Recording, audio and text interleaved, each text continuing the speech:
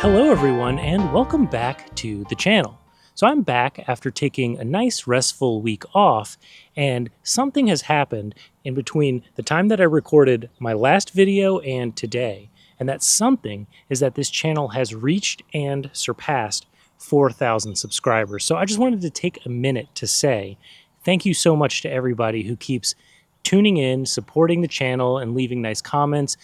Sincerely, all of that kindness really does mean a lot. I am blown away every single day by how much this channel continues to grow and all of the support I'm feeling from all of you. So I just really appreciate it. That all said, I know that's not why you're here. You're probably noticing this little package that I've got sitting right here beside me. And that's going to be the topic for today. And it's going to be fun, I think. So the camera company, OM Systems, reached out to me and they asked if I would be willing to try out one of their cameras. So they've sent me a camera and two telephoto lenses, and the only thing that they've asked is that I take it out into the field, do some bird photography, and show you what the pictures look like. So I think that's going to be pretty fun. I say we go open it up, see what we've got inside, get it set up for the field, and then we're going to head out and do some bird photography. So exciting. We get to play with some toys today. Let's go.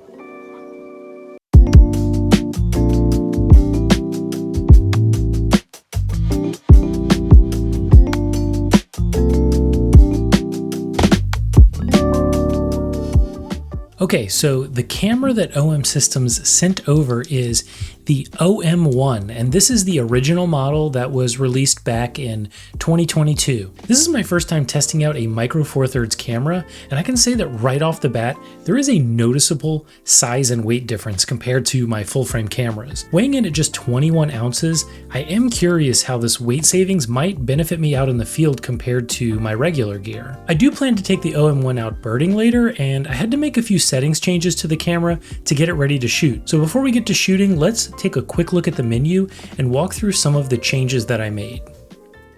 First off, right off the bat, I will say that I do really appreciate how well laid out and organized the menu system is on the OM1. There really isn't any guessing in terms of where to find things.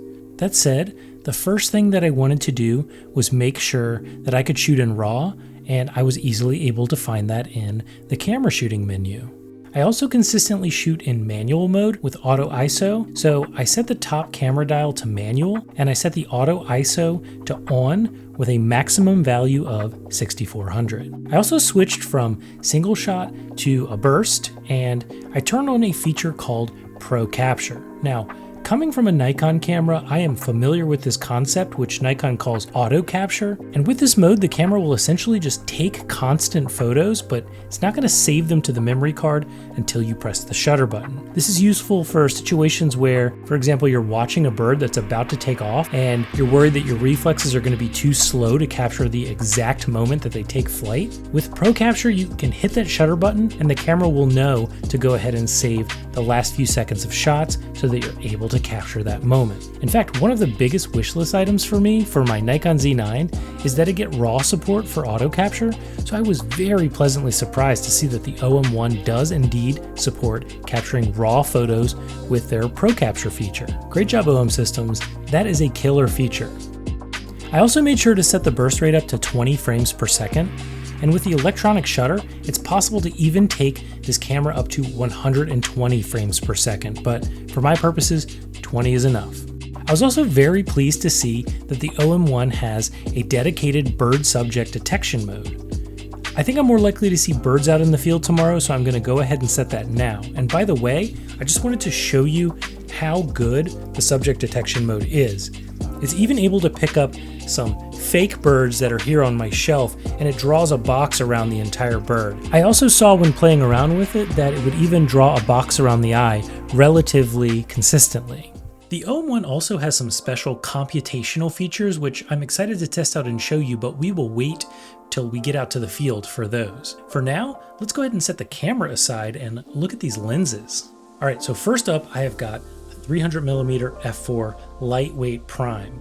And if you're not familiar with Micro Four Thirds, My understanding is that a 300mm micro four thirds lens will allow me to shoot with an effective full frame focal length of 600mm at f4. Now the depth of field will be equivalent to f8, but I'll get as much light as a 600 f4 with this lens, so that's pretty spectacular.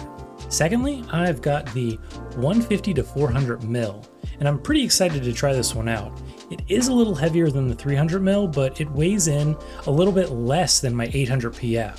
And I'm usually a prime guy, so I am interested to see how this internal zoom might benefit me out in the field. I'm thinking that I might get some flexibility. I'm also really looking forward to trying the built-in teleconverter, which has the potential to give me up to 1,000mm of full frame equivalent reach, so pretty exciting. All right, so that's about enough preparation. What I'm going to do next is take the camera out privately, off camera, get a little practice with it, take some shots, I'll show you what I get, and then the next time you see me, we'll be out in the field to do a nature walk together with the OM1. So I will see you then.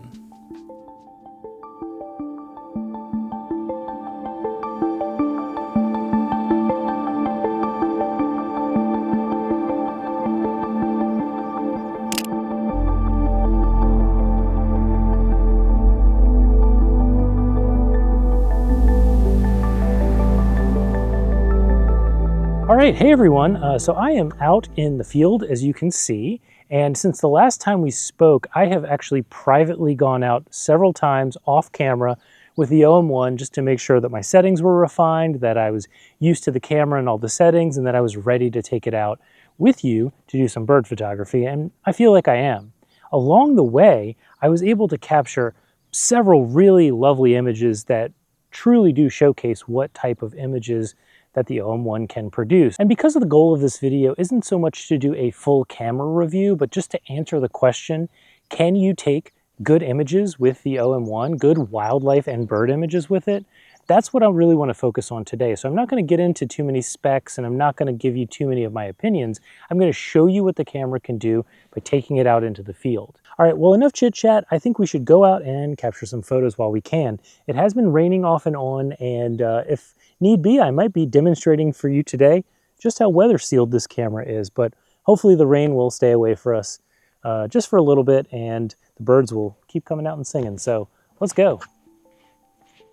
So the first story I want to tell has to do with the first day that I took out the OM1 just to practice and play with the camera. It was my niece's birthday, and they live in kind of a rural area, so I brought the OM1 with me in case I spotted any nature. And while I was attempting to take some photos of a butterfly with the Pro Capture feature switched on, I suddenly spotted a hummingbird that flew right into the frame. I was not expecting this, and I started taking photos with the OM1, and I was pleasantly surprised to find out that because I was using the Pro Capture feature, I was able to capture the initial images of the hummingbird flying up to these flowers, and I cannot believe how remarkably sharp and good looking these photos are. I was very impressed.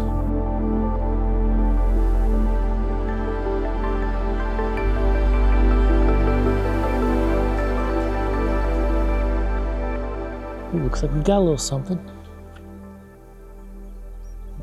Looks like a field sparrow.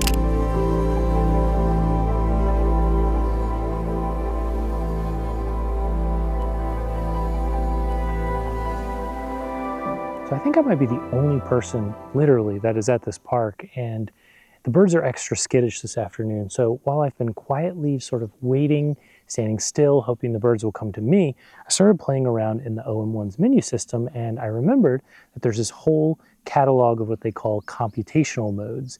These are special software features that sort of automate or make your life a little bit easier. For example, with focus stacking, there's an automatic computational mode for focus stacking. So I figured while we had a second, I would take a shot of one of these plants over here and automatically focus stack it and show you, how easy it is and what that looks like. So give me 1 second and we'll give it a try. All I had to do was open up the menu and turn focus stacking on. Aim up, get the composition ready.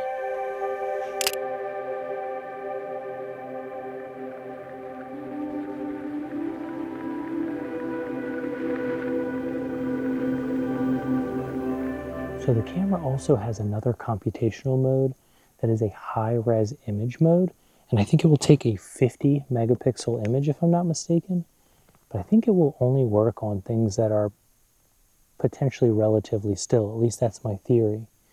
Got a little rabbit over here, so I'm going to try to get down at eye level and hold steady and see if I can get a sharp 50 megapixel high resolution image of this rabbit. So this might not work and you'll never see this, but here goes nothing.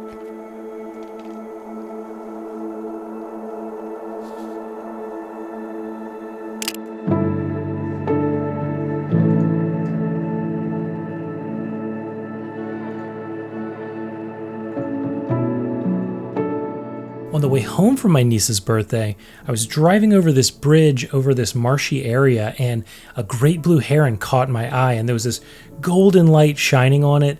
Beautiful, and I luckily had the OM1 with me, so I parked my car, ran over to the bridge, and I got some shots of this great blue heron before it flew away.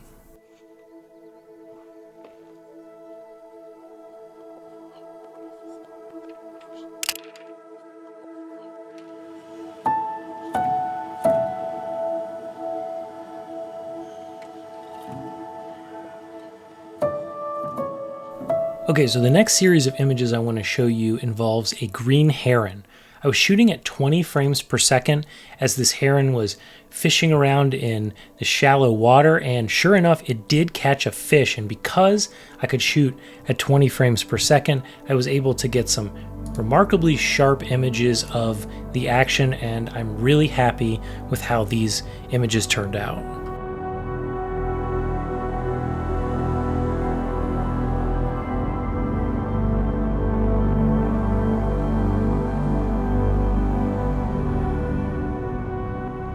Alright, well, it looks like I've got some evening storms rolling in, which means it is time for me to roll out. So I will end the video here. Special thanks to OM Systems for sending out the OM1, letting me play with it. I had a really good time. It was really fun testing out a Micro Four Thirds camera for the first time. I hope that you, all the audience, found it to be fun and useful in case you happen to be maybe considering one of these cameras. So thank you so much for watching. Thank you so much for helping me get to 4,000 subscribers. Again, my mind is blown, and I look forward to some more nature walks and content down the road. So I'll see you again soon. Thanks for watching, and goodbye.